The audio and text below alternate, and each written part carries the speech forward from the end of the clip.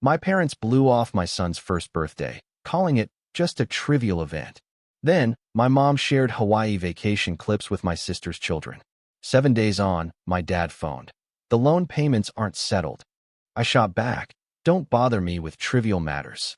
Hook asterisk, can you imagine dedicating your entire life to being the reliable one, the fixer, the rock for your family, only to wake up one day and realize that to them, your joy, your milestones, they're completely, utterly disposable? It took my son's first birthday for me to finally see it. And let me tell you, what came next changed everything. My name is Jason, and I'm 31. You know the type.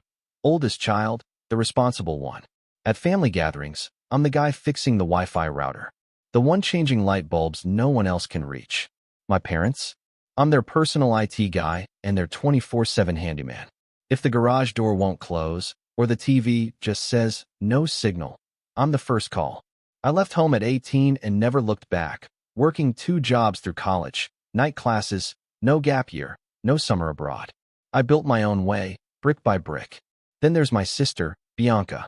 She's 3 years younger, 2 kids, and a life that's, well, it's an endless Instagram story, all squealing kids and cocktails. My parents? They absolutely adore her. And they don't even try to hide it. It's baked into every conversation. Your sister's plate is so full, Mom would say when Bianca forgot a birthday. She's doing her best, Dad would add when she missed a payment. My wife, Nora, she jokes that I'm the family IT help desk and their ATM. She says it lightly, but sometimes it still stabs a little.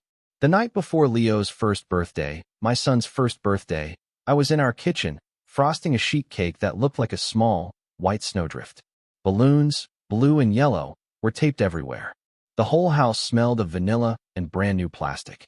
Nora was meticulously labeling little jars of puffs, berries, tiny sandwiches, humming to this cheerful playlist that somehow made everything feel simpler than it actually was. Then my phone buzzed on the counter. The family group chat. Mom, asterisk, reminder, tomorrow is what time again?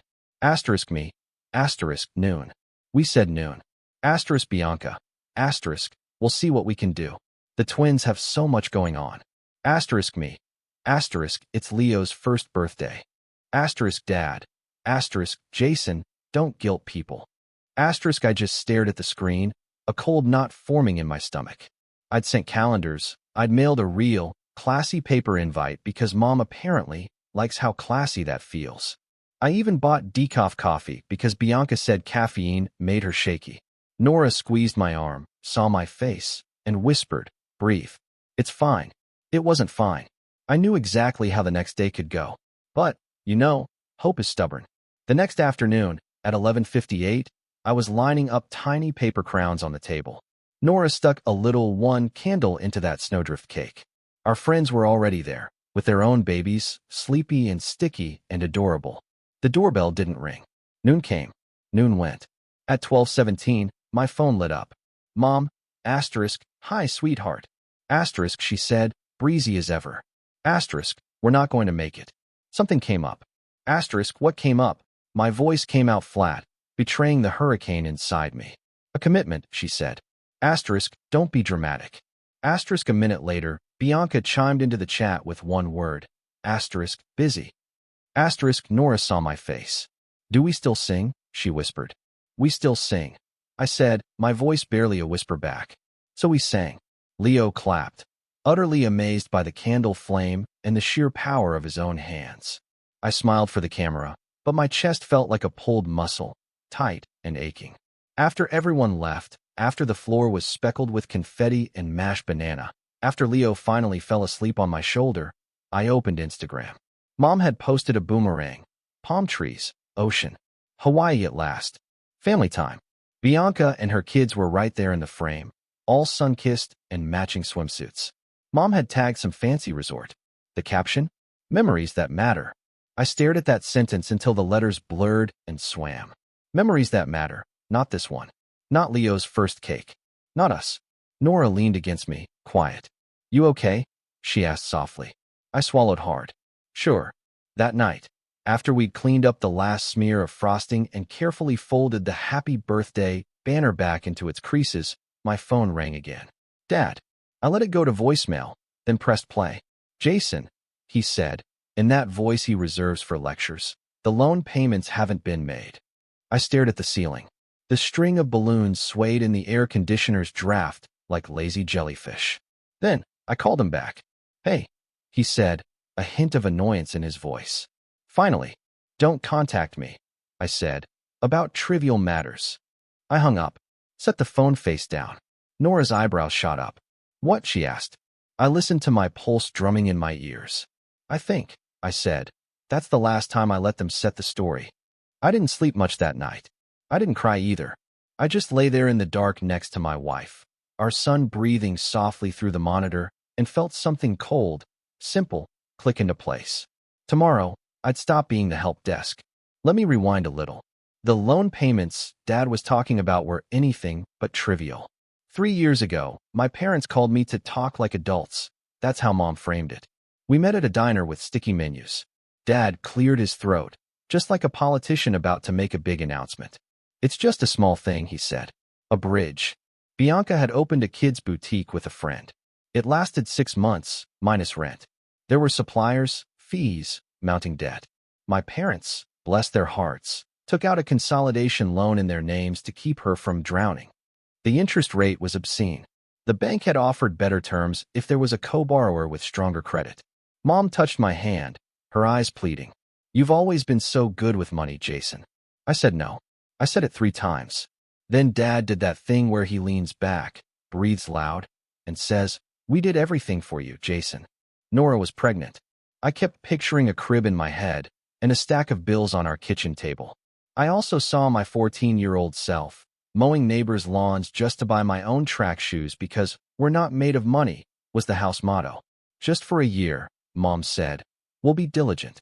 I signed, not because I believed them, but because I believed in ending a conversation that felt like it had started the day I was born. That year came and went. Payments were late. Twice. I covered them, telling myself I was protecting my own credit. Dad called them hiccups. Bianca called them attacks, as in, why are interest rates attacking me? Meanwhile, the list of small things I covered grew longer. The twins needed a new car seat. I bought it. Dad's alternator died. I paid the mechanic. The Wi-Fi at my parents' house was unfairly slow, so I upgraded their plan and added them to my streaming accounts. Mom said she'd Venmo me next week. She never did. "Family takes care of family," she'd say, smiling like she'd just stitched that pillow herself. On paper, I was doing fine. Project manager salary, stable job, insurance, a 401k I remembered to check. In real life, it was a lot of "we'll catch up next month." We'll buy the nice coffee when layoffs aren't a rumor. We can skip the weekend trip. We've got the park. Nora never complained. She would just tuck a receipt into a drawer and squeeze my hand. Bianca loved to remind me how blessed I was.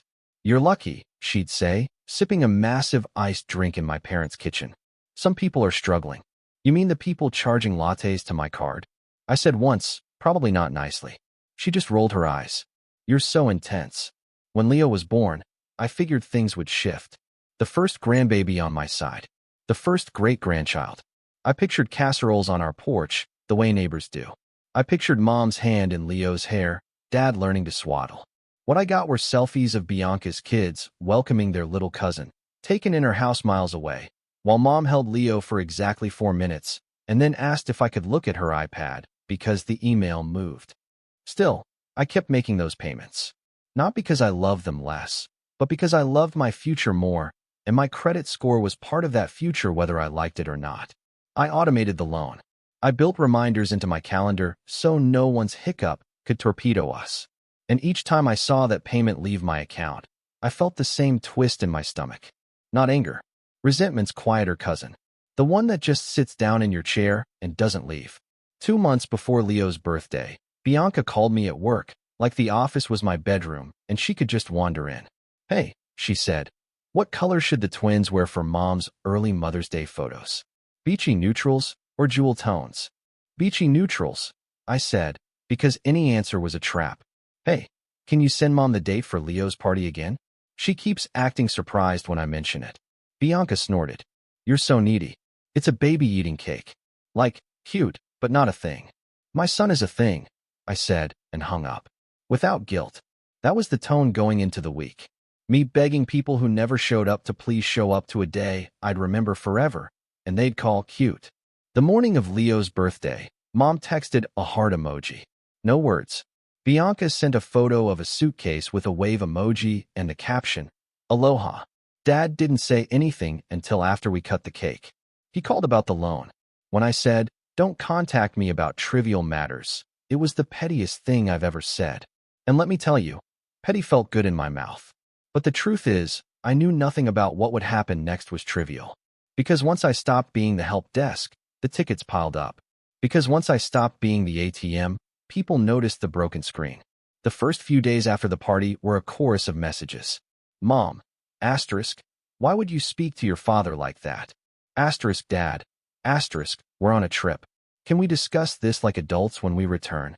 Asterisk, Bianca, asterisk, wow, over a cake. Asterisk, I didn't reply. Nora and I took Leo to the park and let him become a galaxy of crumbs. We sat on a bench that desperately needed paint, in the kind of light that makes everything look forgiving. And I said, I'm done. Done. How? She asked. I'm closing the bank, I said. And the help desk. And the 24/7 hotline. Okay. Nora said, a small smile playing on her lips. Do it. You don't have to explain yourself anymore. It's strange, the quiet that comes after a big decision like that. It's not peace. Not yet. It's just a clarity so sharp you could use it to cut open a box. I opened my laptop that night and made a list. Autopay for their loan. Off. Streaming logins? Changed. Shared phone plan I'd been temporarily fronting? Cancelled. The just-in-case credit card my parents had a photo of? Replaced. I didn't send a manifesto. I didn't announce it in the chat. I didn't subtweet. I just did what I should have done years ago. The next morning, Dad called from a balcony somewhere. I could hear gulls screaming, waves thudding, and Bianca's kids shrieking in the background about how the water tasted like salt. Son, he said, his voice tight, the loan. Talk to the lender, I said, and ended the call. An hour later, Mom posted a video of Bianca's kids building a sandcastle around her feet. Caption, these are the moments that matter. She added a sparkle emoji, as if that made it profound. I put my phone face down again. Leo crawled over it and bonked it with his head, like a seal with a ball. He laughed. I laughed too, because sometimes the world gives you exactly the symbol you need. Then the text started getting meaner. Mom, asterisk, you're making a scene.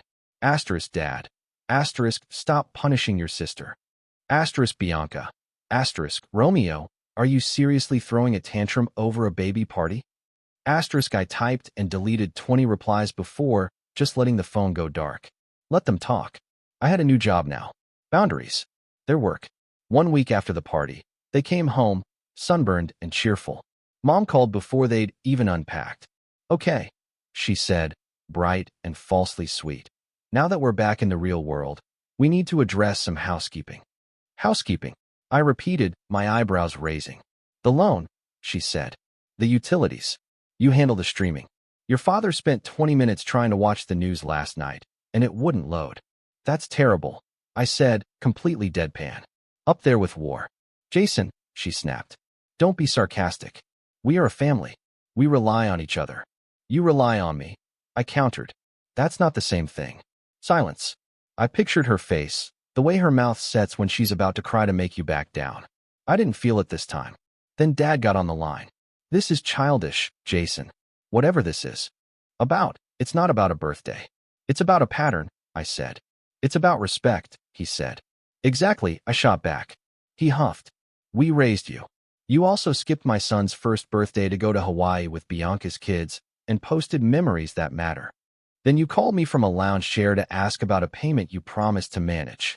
That trip was planned for months, he said, his voice rising. Don't make a scene. I thought about the diner, the sticky menus, the pen in my hand. The lender has your signatures, I said. They can help you set up autopay.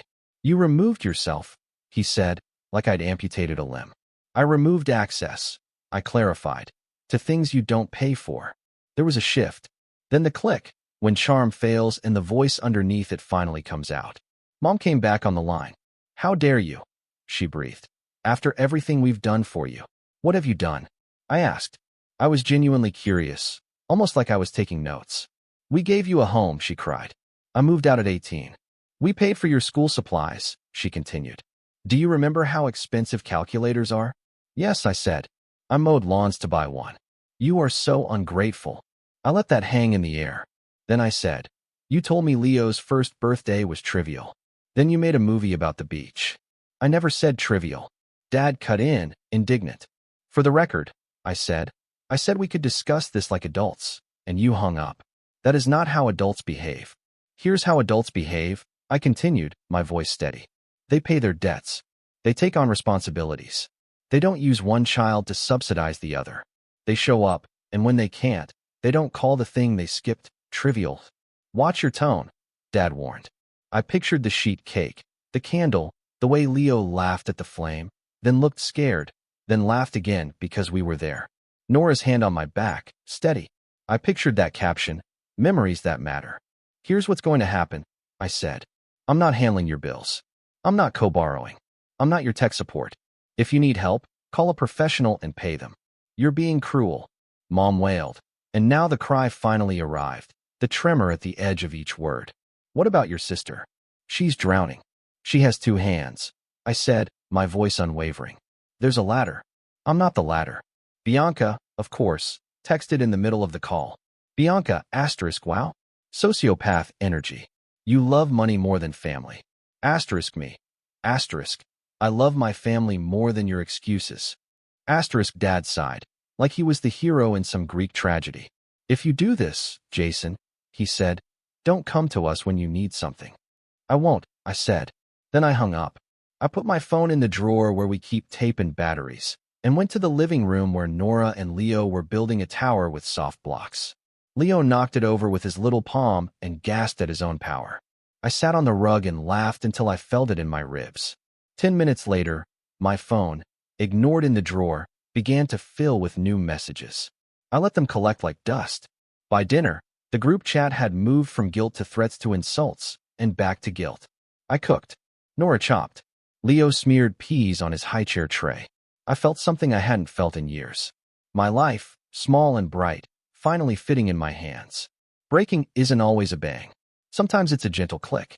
A door you close that used to be stuck. And when it closes, the house finally gets quiet. The quiet lasted less than 2 days. On Tuesday, Dad left a voicemail saying the lender wouldn't talk to him without you. That was false, and also, not my problem. On Wednesday, Mom posted a screenshot of a Bible verse on Facebook about honor thy father and mother, and tagged me, which is a sentence that should be laughed at in a courtroom. On Thursday, Bianca texted Nora because she couldn't get a reaction out of me. Bianca to Nora, Hey girl, can you talk some sense into your husband? He's ruining the family. Nora, queen of soft knives, wrote back. Please don't involve me in financial conversations that aren't mine. Bianca, wow brainwashed. Nora, boundaried.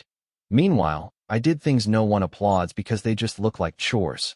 I called the lender, explained I would no longer be a payee, and requested in writing that all communication regarding the loan go to the listed borrowers.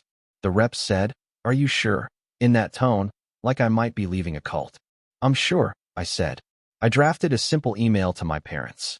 No insults, no poetry, just 3 bullet points. Effective today, I am not managing your bills. Please do not contact me about passwords, streaming, or tech issues. For future plans with Leo, give us dates. If we are available, we will confirm. I ended it with, I love you. I am prioritizing my family, my wife, and my son. Mom replied with a novel, then forwarded it to half the extended family. Dad sent 3 lines, understood. Disappointed. Call me. I didn't. The next week was messy. I woke up each day with a little knot where my stomach used to be. I kept checking our accounts like I expected numbers to just abandon me. Every time my phone buzzed, my shoulders went up to my ears. Then, life did what it does when you let go of a weight you thought you needed to carry. It rushed in. Work got easier. Not because the tasks changed, but because the constant background noise was gone. I wasn't troubleshooting someone else's Wi-Fi while trying to present a roadmap. I wasn't scanning my inbox for loan due dates while writing status updates. I had mental RAM again. Nora noticed it first. "You're humming," she said one night while we folded Leo's laundry. I hum. You didn't for a long time. Leo took 2 steps that week, then 3, then 5, like he was chasing joy down the hallway. We clapped like fools. I texted the video to the grandparents because, I'm not a monster. Mom responded with a heart, and, wish we could have been there in person, as if she'd been invited to the event by fate and just missed her flight. I refused to bite. Bianca tried a new tactic, pity. Bianca, asterisk, the twins keep asking why Uncle Jay doesn't come around. Asterisk me. Asterisk, tell them the truth. Uncle Jay's at home with Leo. Asterisk Bianca. Asterisk, I don't want them to think you hate us. Asterisk me. Asterisk, then stop giving them reasons to think that. Asterisk, there were other small wins. I changed the last of the streaming passwords and got a text from Dad. Can't watch the news. I wrote back, try a newspaper. Nora laughed for a full minute. You're spicy, she said. I'm learning. Then the big thing happened. Not court. Not a fight in a driveway. Just a bank decision. The lender sent a letter saying, due to payment irregularities, the loan was going to collections unless the past due amount was paid by the end of the month. It felt like watching a train I'd been dragging with my body finally roll past me and keep going. I didn't celebrate. I didn't cheer.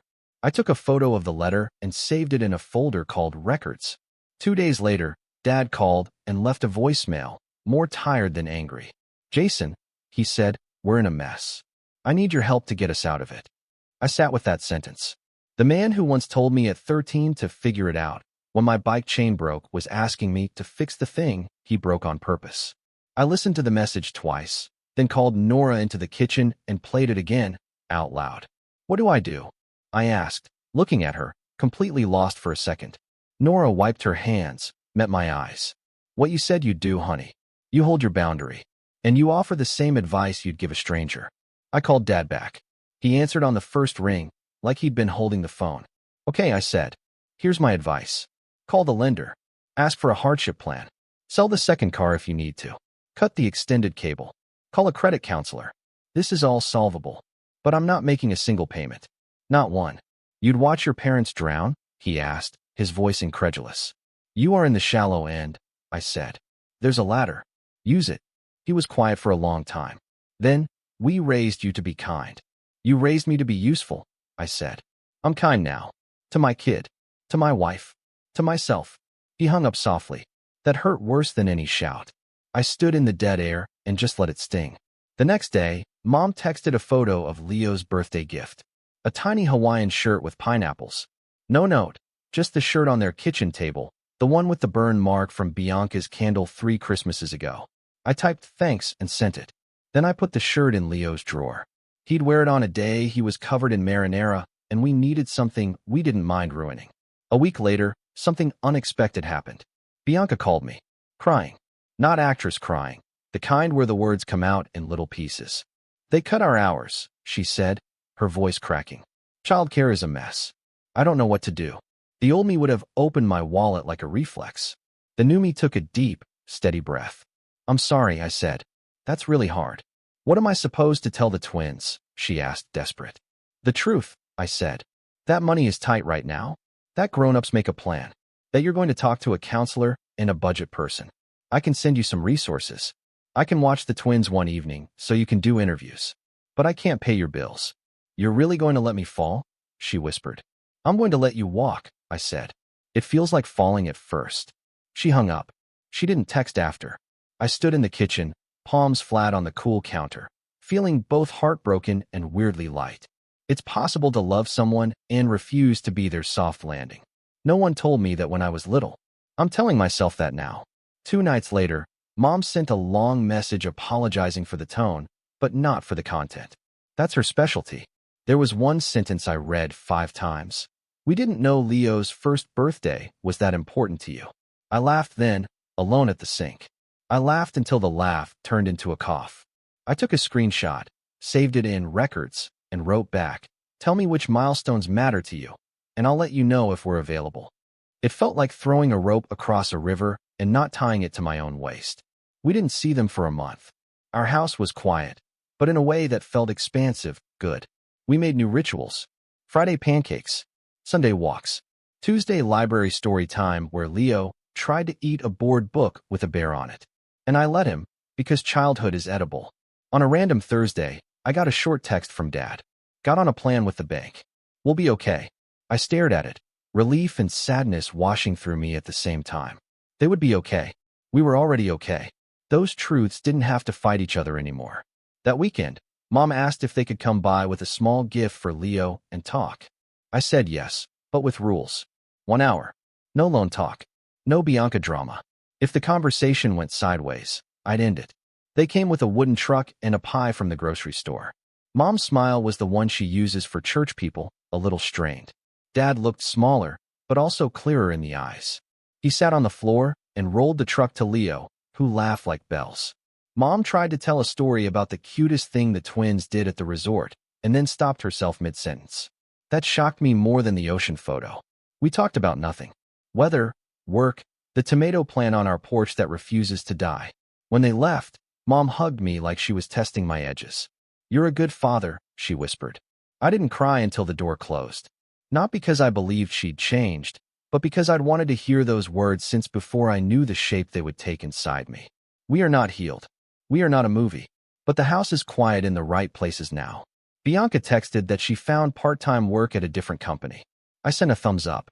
She sent a photo of the twins painting and added, "If you ever want them to babysit when they're older, too bad." Then a smiley face.